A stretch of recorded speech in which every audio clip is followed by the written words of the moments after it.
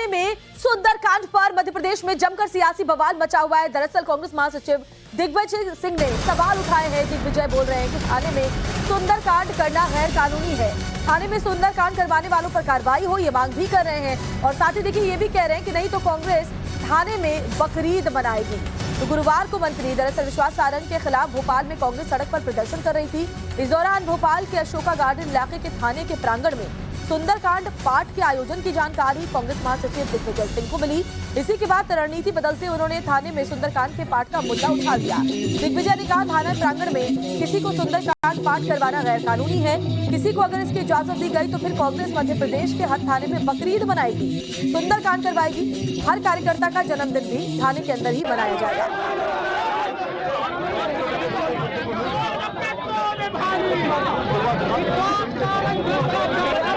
थाने के प्रांगण में सुंदरकांड या और कोई बात कराना ये गैर कानूनी है, उनके खिलाफ कार्रवाई होना चाहिए। उन्होंने क्या मंजूरी ली है क्या थाने से? पहली बात तो वो टीआई को, उसके टीआई के खिलाफ कार्रवाई होना चाहिए जो सुंदरकांड का पाठ प्रांगण में करवा रहा है।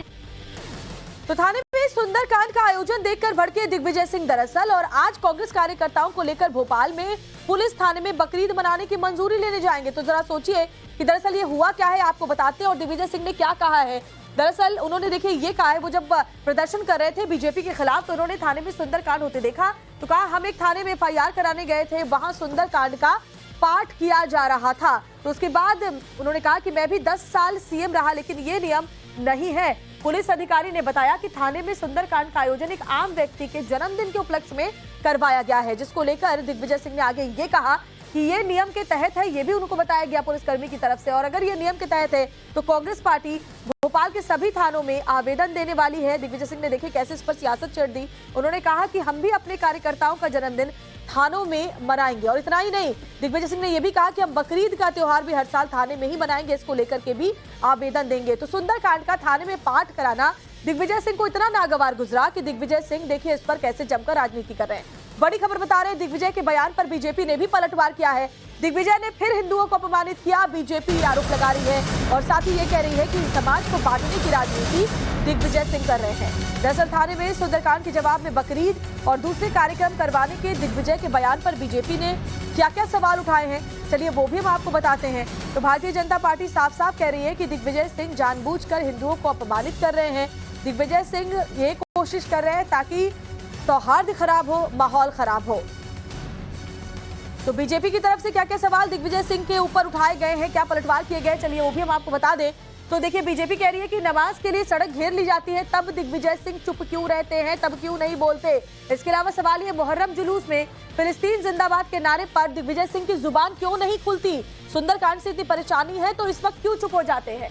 राम मंदिर जाने से परहेज है, सुंदरकांड के नाम पर थाने में सियासत चमकाएगी कांग्रेस, ये सवाल भी भारतीय जनता पार्टी पूछ रही है। देश में थानों के अंदर बने हनुमान मंदिरों के खिलाफ भी क्या कांग्रेस मोर्चा खोल देगी, क्योंकि थानों में अस्पतालों में हम देखते मंदिर होते हैं, तो क्या उसके खिलाफ मोर्चा खोलेगी कांग्रेस।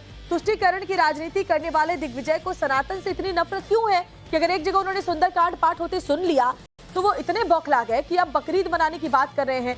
जानबूझकर दिग्विजय सिंह हिंदू मुस्लिम करके समाज को बांटने की कोशिश में लगे हुए, ये आरोप भारतीय जनता पार्टी लगा रही है। 10 वर्ष मुख्यमंत्री रहे, जो सड़कों पर नमाज पढ़ी जाती, कभी आपने 10 वर्षों में उसे रोकने की कोशिश करी, कभी उसकी अनुमति आपने मांगी, कभी उसे गैर कानूनी बताने की आपने हिम्मत दिखाई। आज भी देश भर में सड़कों पर नमाज पढ़ी जाती, कभी उस पर आपने सवाल उठाए, उसकी अनुमति का जिक्र किया, कभी उसे गैर कानूनी बताने की हिम्मत दिखाई। क्या पता क्यों आपको सनातन धर्म ही दिखता है, भगवा दिखता है, राम मंदिर दिखता है, मूर्ति दिखती है, इसी पर सवाल उठाना आपकी आदत बन चुकी। बेहतर होगा कि आप कभी मदरसों पर, नमाज पर, इस पर भी सवाल उठा के बताएं, तब तो पता चलेगा कि आपका निष्पक्ष चेहरा है। और बड़ी खबर ये भी आपको बताया कि जहां दिग्विजय सिंह पहुंचे वहां शुद्धिकरण हुआ। बीजेपी पार्षद ने निगम का शुद्धिकरण करवाया। दरअसल जबलपुर में गंगा जल से निगम का शुद्धिकरण किया गया। बता दें कि 2 दिन पहले जबलपुर दौरे के दौरान कांग्रेस पार्षदों से मिलने नगर निगम के सदन पहुंचे थे दिग्विजय सिंह, और जिस सदन वो पहुंचे थे वहां पर उसके बाद शुद्धिकरण बीजेपी पार्षदों ने करवाया है। इस पर भी कांग्रेस लगातार बौखलाई हुई है और पलटवार किया जा रहा है कि आखिर ये किस तरह की सियासत है। जबलपुर में गंगा जल से निगम का शुद्धिकरण किया गया। 2 दिन पहले जबलपुर दौरे के दौरान कांग्रेस पार्षदों से मिलने के लिए नगर निगम के सदन दिग्विजय सिंह पहुंचे थे और उसी के बाद यहां का शुद्धिकरण करवाया गया है। जिस सदन में दिग्विजय पहुंचे वहां शुद्धिकरण हुआ। बीजेपी पार्षद ने निगम का शुद्धिकरण करवाया।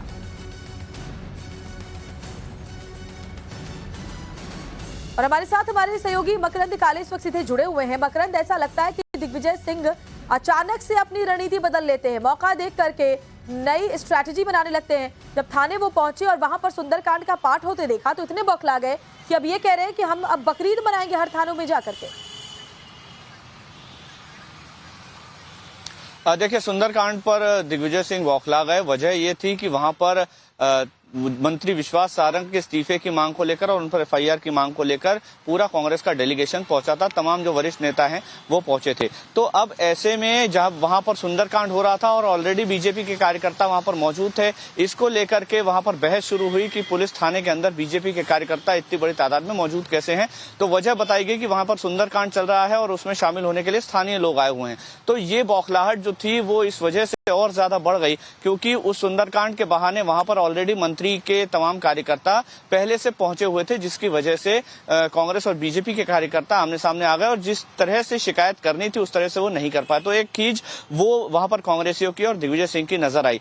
इससे पहले भी हमने देखा, जब सुंदरकांड को लेकर उनसे बात की गई तो उन्होंने कहा कि अगर सुंदरकांड मनाया जा सकता है तो वहां पर बकरीद क्यों नहीं मनाई जा सकती, वहां पर दूसरे धर्मों के त्योहार क्यों नहीं मनाए जा सकते। उन्होंने तमाम त्योहारों का नाम लिया और अब पुलिस के पास वो एक एप्लीकेशन लेके जाएंगे। कांग्रेस कार्यकर्ताओं के साथ वो जाने वाले हैं। समय अभी निश्चित नहीं है, 12 बजे का एक अंदाजा दिया हुआ है कि हो सकता है 12 बजे तक जाएं, लेकिन किसी समय वो पुलिस के पास जाके एप्लीकेशन देने वाले हैं कि थानों के अंदर हमें जन्मदिन मनाने, बकरीद मनाने, बाकी जो धर्मों के त्योहार मनाने उसके लिए अनुमति दी जाए, सुंदरकांड पढ़ने की अनुमति दी जाए। तो ये इतनी परेशानी क्यों है? जब मुहर्रम के जुलूस में फिलिस्तीन समर्थन में नारे लगते हैं वो कुछ नहीं कहते, इस तरह के जब शोभा यात्रा पर रोक लगाई जाती है वो कुछ नहीं कहते। ऐसे मामलों पर तो उनकी जुबान खामोश रहती है, लेकिन सुंदरकांड, हनुमान चालीसा का पाठ होता हुआ अगर सुन लेते हैं तो बिल्कुल बौखला जाते हैं।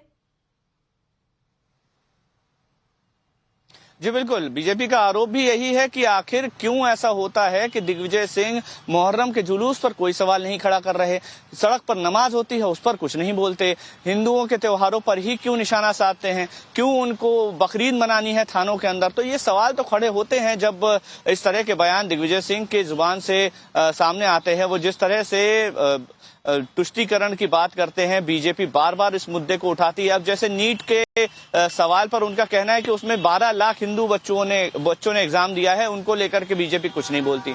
तो नीट जैसे एग्जाम में भी हिंदू मुस्लिम जब चर्चा में आ जाता है तो जाहिर है कि इस पर हिंदू मुस्लिम पॉलिटिक्स नहीं होनी चाहिए। इसी तरह की जो जवाब है वो बीजेपी की तरफ से और दूसरे नेताओं की तरफ से सामने आते हैं। लेकिन दिग्विजय सिंह के पॉलिटिक्स का ये तरीका है कि इस तरह की पॉलिटिक्स वो करना पसंद करते हैं। दिग्विजय सिंह कब तक पहुंचते हैं थाने और क्या आवेदन उनकी तरफ से वहां दिया जाता है।